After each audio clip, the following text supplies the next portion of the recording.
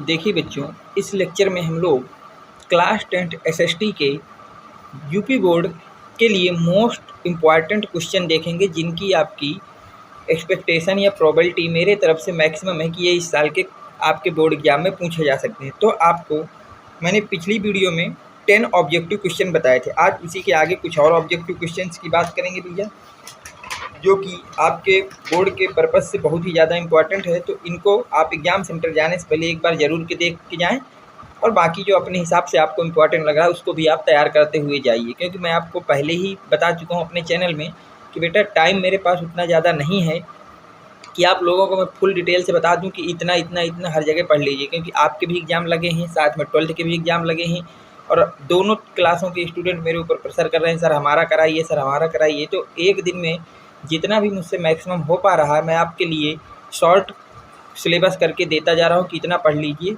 लेकिन ऐसा नहीं है कि मेरे इस वीडियो के बाद आपको और भी कुछ चीज़ें नहीं पढ़नी है। ये आपको मैं जो दे रहा हूँ इसका केवल इतना सा मतलब है कि ये मस्ट है कि इसको आपको पढ़ के ही जाना है। बाकी और भी चीज़ें जो आपको इम्पोर्टेंट लग रही है उनको भी आप पढ़ेंगे।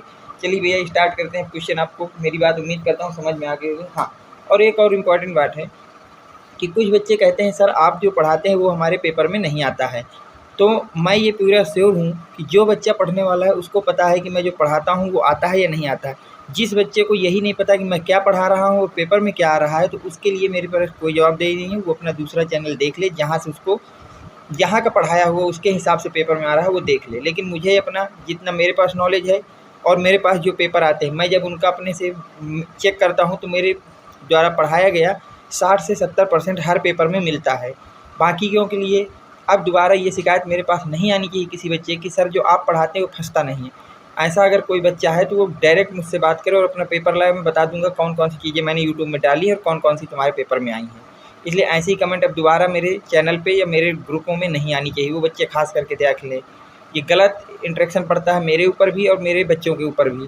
ठीक है, चलते हैं कुछ इंपॉर्टेंट क्वेश्चनों की तरफ भैया। देखिए, पहला क्वेश्चन आपका कह रहा है 11 तक तो मैं पिछली क्लास में डिस्कस कर चुका हूँ। 12 की बात करते हैं। The name of the country where nationalisation start first. उस कंट्री का आपको नाम बताना है जहाँ जो नेशनलाइजेशन है वो स्टार्ट सबसे पहले हुआ था। तो आप बताइए जर्मनी, इटली, फ्रांस या इंग्लैंड। तो याद रखना है वो आपकी कंट्री होती है फ्रांस। वो कौन सी कंट्री होती है भैया? फ्रांस होती है। इसको याद रखना, वेरी मोस्ट इंपॉर्टेंट क्वेश्चन है भैया ये। अगला क्वेश्चन की बात करते हैं। ये अब मैं शॉर्ट आंसर है, गलती से यहाँ लिख गया है तो इसको भी तैयार कर लीजिएगा भैया। Name two democratic countries situated on the north eastern border of India. North eastern border of India में जो आपके पास दो डेमोक्रेटिक कंट्री उनके नाम लिखना है। तो मैं यहाँ कई नाम लिख दिए हूँ, इनमें से कोई दो आपको लिख देना है। चाइना, म्यांमार, बांग्लादेश और भूटान, ये सब आपकी क्या है? डेमोक्रेटिक कंट्रीज है। कोई दो पूछे तो दो लिखना, तीन पूछे तीन और चार पूछे तो चार। चलते हैं भैया अगले क्वेश्चन की तरफ, जो कि वेरी मोस्ट इंपॉर्टेंट है। बोल रहा है which of the following is a non living things. इनमें से नॉन लिविंग थिंग्स कौन सी है? Rocks, planet, animal, fish. तो रॉक आपकी क्या है भैया? नॉन लिविंग थिंग्स है भैया। तो रॉक ऑप्शन ए इसका करेक्ट हो जाएगा। अगले क्वेश्चन की तरफ चलते हैं। वो कह रहा है what is the main reason for land degradation in Punjab. जो लैंड डिग्रेडेशन होता है पंजाब में, उसका मेन रीजन क्या है? Intensive farming, over irrigation, deforestation या पास्टोरल। तो याद रखना ओवर इरिगेशन के कारण ऐसा होता है भैया। ठीक है, अगले क्वेश्चन की तरफ चलते हैं। अगला क्वेश्चन आपका कह रहा है विच soil is suitable for cotton cultivation. जो कॉटन का है उसके कल्टीवेशन को करने के लिए किस तरह का सॉइल आपका सूटेबल होता है? Red soil, alluvial soil, black soil या लैटेराइट सॉइल। तो याद रखना ब्लैक सॉइल इसके लिए क्या होता है? सूटेबल होता है। तो सी ऑप्शन हो जाएगा। 16 का आपका कौन सा हो जाएगा भैया? C option. अगले में चलते हैं। The Chipko movement is related to. जो चिपको मूवमेंट हुआ था वो किससे रिलेटेड है? डिफॉरेस्टेशन से, फॉरेस्ट कन्वेंशन से, वाइल्ड लाइफ प्रिवेशन से या साइंटिफिक एग्रीकल्चर से। तो याद रखना जो चिपको मूवमेंट था वो रिलेट था फॉरेस्ट कंजर्वेशन से। किससे था भैया? फॉरेस्ट कंजर्वेशन से था। चलते हैं अगले मोस्ट इंपॉर्टेंट ऑब्जेक्टिव क्वेश्चन की तरफ भैया। अगला इंपॉर्टेंट ऑब्जेक्टिव क्वेश्चन आपका है Tehri dam is located in which the following state. जो टेहरी धाम है वो आपके किस स्टेट में है? हिमाचल प्रदेश, उत्तराखंड, तमिलनाडु या राजस्थान। तो याद रखना जो आपके पास टेहरी डैम है वो आपका कहाँ पे स्थगित भैया? उत्तराखंड पे है। कहाँ पे है? उत्तराखंड में। चलते हैं भैया अगले क्वेश्चन की तरफ। अगला क्वेश्चन आपसे कह रहा है in which one of the following state terrace cultivation practise. वो स्टेट का नाम बताना है जहाँ क्या होता है भाई? कैल्सीमेशन प्रैक्टाइज होता है। पंजाब, प्लेन्स ऑफ उत्तर प्रदेश, हरियाणा और उत्तराखंड आप बताइए इनमें से किस जगह पे होता है? ठीक है, ट्रेड्स ऑफ कल्टीवेशन। ट्रेड्स का मतलब होता है सीढ़ीदार, कल्टीवेशन का मतलब खेती। तो आपका ये होता है उत्तराखंड में। कहाँ होता है भैया? उत्तराखंड में। तो डी ऑप्शन याद रखना। अगले क्वेश्चन पे चलते हैं। In which of the following state is black soil found. किस स्टेट में आपका ब्लैक सॉल जो है वो फाउंड होता है? जम्मू एंड कश्मीर में, गुजरात में, राजस्थान में, झारखंड में। तो याद रखना गुजरात में आपका ब्लैक सॉल क्या होता है भैया? फाउंड होता है। चलते हैं अगले वेरी मोस्ट इंपॉर्टेंट क्वेश्चन की तरफ भैया। देखिए अगला क्वेश्चन आपका कह रहा है what kind of nation is India in term of income. जो इनकम का टर्म है वो इंडिया में लिए किस तरह का टर्म यूज किया जाता है? हाई इनकम ग्रुप इंडिया में पाए जाते हैं, low income group, middle income group या नॉन ऑफ दी। तो इंडिया में जो इनकम का ग्रुप है वो कैसा भी है? मिडिल इनकम ग्रुप है। ठीक है, तो इसका सी ऑप्शन करेक्ट हो जाएगा। चलते हैं अगले क्वेश्चन की तरफ भैया। अगला क्वेश्चन आपका कह रहा है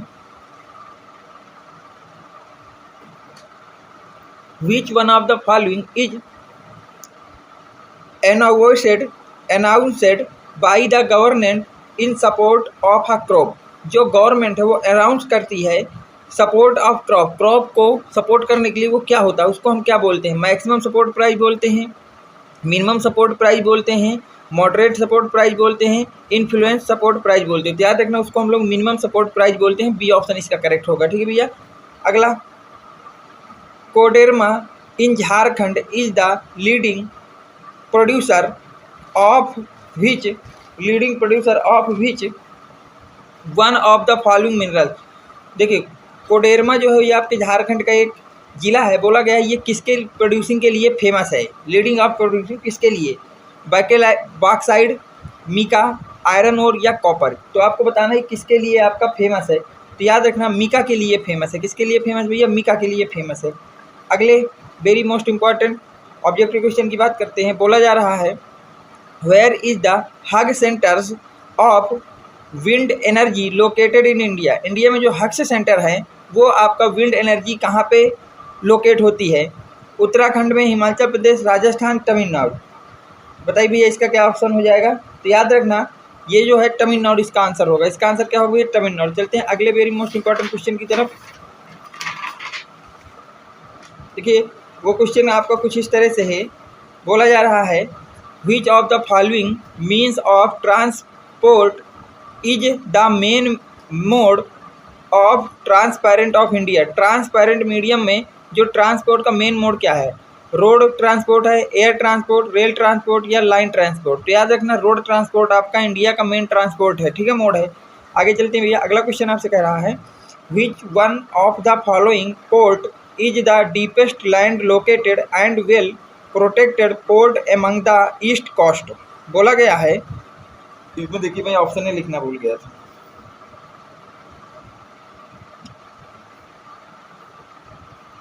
बोला गया है one of the following port of the deepest land located. जो आपका डीपेस्ट लैंड है वो किस पोर्ट पे लोकेट है? And well protect part among the east coast, और वो सबसे ज़्यादा सुरक्षित भी है। चेन्नई, पैराडीप, टूटिकोर्न, विशाखापट्टनम। तो इसका आंसर होगा विशाखापट्टनम। डी ऑप्शन भी है। ठीक है। अगला बोल रहा है Belgium government is good example of. जो आपकी बेल्जियम की गवर्नमेंट है वो किसका अच्छा एग्जाम्पल है? मोनार्च का है, कम्युनिटी गवर्नमेंट का है, यूनाइटेड गवर्नमेंट का है या फेडरल गवर्नमेंट का है? बताइए भैया, वेरी मोस्ट इंपॉर्टेंट क्वेश्चन। इसका आंसर आप कमेंट में जरूर लिखिए भैया। याद रखना कम्युनिटी गवर्नमेंट का वो बेस्ट एग्जाम्पल है भैया। ठीक है, चलते हैं भैया अगले कुछ इंपॉर्टेंट क्वेश्चनों की तरफ।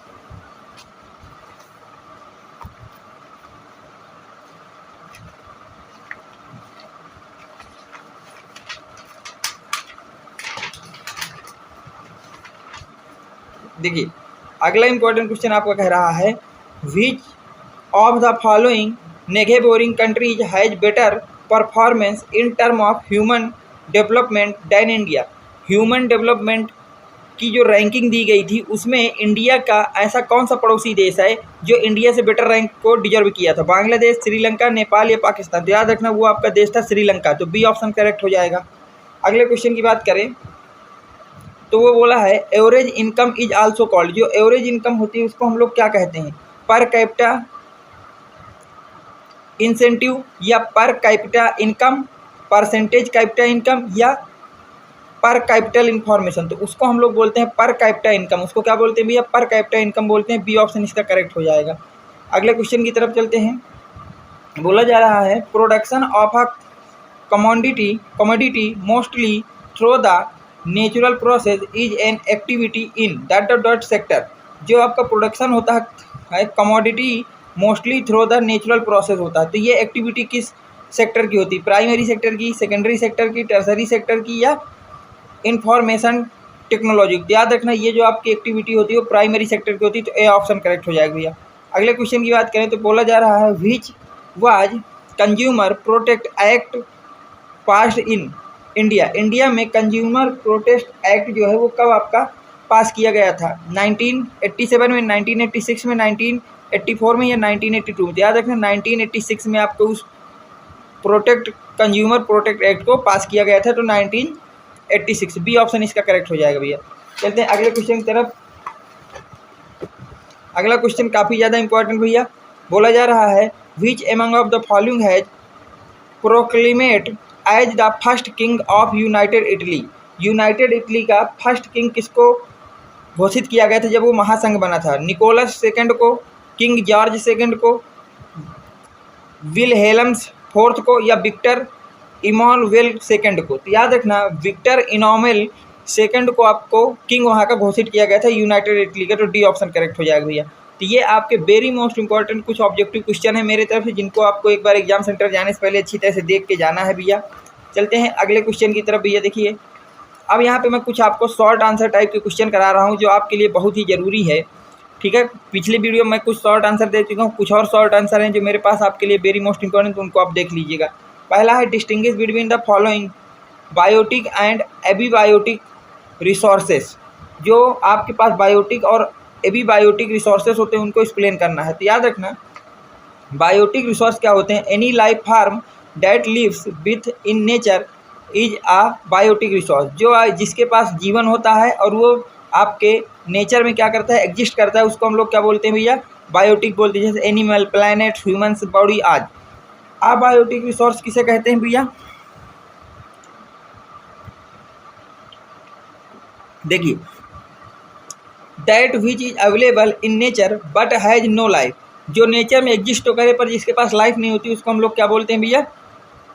अबायोटिक रिसोर्स बोलते हैं। एग्जाम्पल के रॉक्स हो गया, स्टोन हो गया, ETC भैया। अगला very most important question board के लिए देखिए, बोला जा रहा है what is the major objective to develop super highway.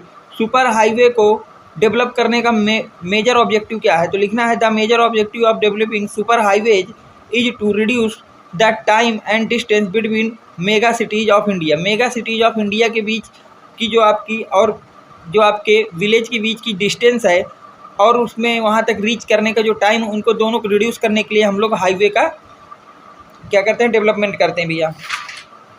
आज की क्लास का last very most important question भैया कह रहा है what is the mean the globalisation. Globalisation से आप क्या समझते हैं भैया? तो देखिए globalisation is the word use to describe the growing interdependence of the world economy, cultural and population brought about by cross-border trade in goods and services, technology and flows of investment, people and information। ठीक है भैया, तो ये आपके very most important कुछ objective question और कुछ very short question थे जिनको आपको अच्छी तरह से तैयार कर जाना है। मैंने आपको टोटल जितना मुझसे हो सका है मैक्सिमम आपको कंटेंट देने की कोशिश की है। अब जो भी चीज़ें आप कोई मेरे तरफ से छूट गई उसके लिए मेरे तरफ से रियली सॉरी बच्चा, टाइम ना होने के कारण ऐसा हुआ। अगर आपके एग्ज़ाम में 1-2 दिन और होते तो मैं आपके लिए पूरी कोशिश करता। मैंने आपके लिए जितना मेरे तरफ से मैक्सिमम हो सका है मैंने आपकी कोशिश की है कि आपकी चीज़ें कवर करूं, लेकिन फिर भी कवर नहीं हो पाई। उसके लिए मेरे तरफ से really sorry. Thanks for watching. अगर आपको वीडियो पसंद आया है तो वीडियो को ज़रूर लाइक करें, चैनल को सब्सक्राइब करें और ज़्यादा से ज़्यादा लोगों तक शेयर करें। Thanks for watching. Next video coming soon.